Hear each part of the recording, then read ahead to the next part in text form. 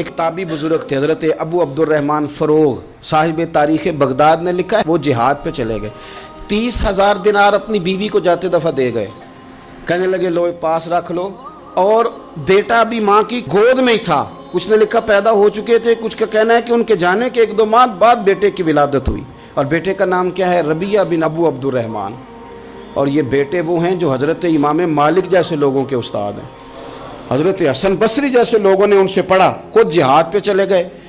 آج تو فوجیوں کی نوکری ہے نا جی، ان کا یہ نظام ہے کہ وہ جاتے ہیں، انہیں تنخواہ ملتی ہے، چھٹی پہ آتے ہیں۔ اس زمانے میں یہ تھا کہ مال غنیمت سے حصہ ملتا تھا، اور فتوحات کا یہ طریقہ تھا کہ یہ علاقہ فتح ہوا تو آگے چلے گئے، وہ فتح ہوا تو آگے چلے گئے، وہ فتح ہوا تو آگے چلے گئے، کسی نے لوٹنا ہے تو پابندی نہیں تھی، لوٹ سکتا ہے۔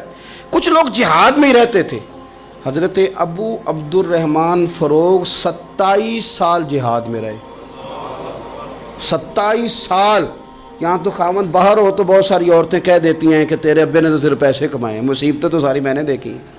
معاذ اللہ، بعض جگہ، سب نہیں لیکن بعض جگہ کہہ دیتی ہیں کہ وقت تے سارے میں کیتے۔ 27 سال شوہر چلا گیا، واپس ہی نہیں آیا، 30,000 دینار دے کے چلے گئے۔ 27 سال کے بعد خیال آیا گھر کا، اب بیٹا محدث بن گیا، عالم بن گیا، اور کمال یہ کہ رہتے کہاں تھے؟ حضور کے مدینے میں، مدینہ النبی میں، مدینہ منورہ میں صلی اللہ تعالی علیہ وسلم۔ اور ان کے صاحبزادے حضرت ربیعہ یہ مسجد نبی میں، حضور کی مسجد میں بیٹھ کے نبی پاک کی حدیث پڑھایا کرتے۔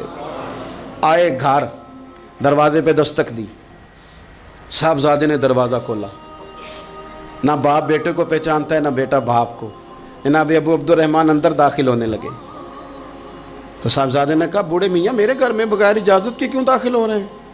تو وہ کہنے لگے تو بتا، تو نے میرے گھر پہ قبضہ کیوں کر رکھا ہے؟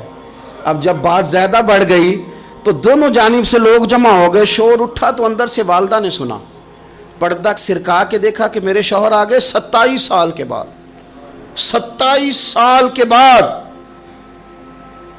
تو آپ اپنے صاحبزادے سے کہنے لگی بیٹا ان کو اندر آنے جو، تمہارے والد ہیں۔ بڑا روئے باپ بیٹا، بڑا روئے۔ ماں اور بیٹے کی محبت کا بھی اندازہ نہیں، پر قرآن پاک پڑھے نا تو 2 مثالیں باپ اور بیٹے کے پیار کی بھی ملتی ہیں۔ ایک حضرت یعقوب علیہ السلام کا جناب یوسف سے پیار، اور ایک حضرت ابراہیم کا حضرت اسماعیل سے پیار، اور جناب اسماعیل کی جناب ابراہیم کی فرما برداری کی مثال۔ اس کا بھی جواب کوئی نہیں۔ باپ اتنا رو رہے ہیں اور بیٹے کی یاد میں، اس کا بھی اندازہ کوئی نہیں کر سکتا۔ باپ بیٹا مل کے بڑا روئے۔ عصر کی نماز کا وقت ہو گیا، حضرت ربیعہ جو محدث ہیں وہ وضو کر کے مسجد شریف چلے گئے۔ یہ ابھی چونکہ سفر سے آئے تھے، انہوں نے کھانا وانا کھایا، تھوڑی دیر بیت گئی تو یہ نہیں پوچھا پیچھے حال کیا رہا، پوچھتے ہیں اپنی بیوی سے میرے 30,000 دینار کہاں ہیں؟ تو اہلیہ کہنے لگی مسجد جائیں نا، حضور کی مسجد میں عصر پڑھ کے آئیں، پھر میں بتاتی ہوں پیسے کہاں ہیں۔ حضرت ربیعہ نے امامہ باندھا، جبہ پہنا، حضور کی مسجد میں بیٹھے اور حدیث پاک کا درس دے رہے ہیں۔ سامنے حضرت حسن بصری جیسے، امام مالک جیسے لوگ بیٹھے ہیں۔ حضرت ابو عبد الرحمن فروغ جو ان کے والد تھے، عصر کی نماز پڑھ کے نا تو پوچھتے ہیں ایک شخص سے، یہ کون ہے نوجوان کالی داڑھی والا؟ عمر زیادہ نہیں پر کس طرح شوق سے حضور کا دین بیان کر رہا ہے، کون ہے؟